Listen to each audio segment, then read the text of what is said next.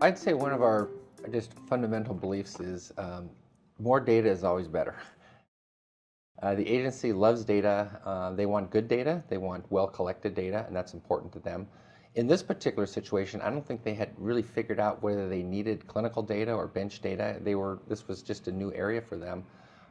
When we presented our first set of data to them, we had done actually a clinical study in 3 different institutions and set up a number of, we'd set our own, the N value that we thought was appropriate by statistics, and we presented that data to them.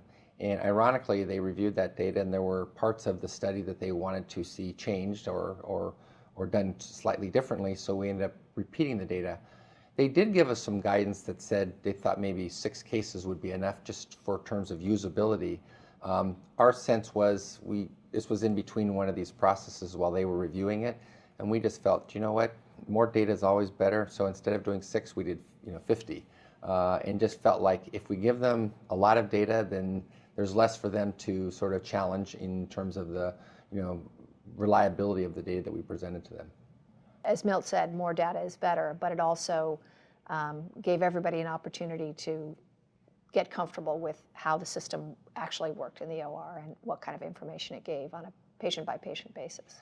And we had other reasons. I mean, to market a device, you have to have publications, and you have to have reliability, and you have to show users about the confidence you have in the product. Whether or not the agency establishes what they need for their confidence to approve the product is one thing, but we felt we needed these other sets of data and publications, and those ended up being published right around the same time the product got approved. So in the end, it worked out pretty well for us.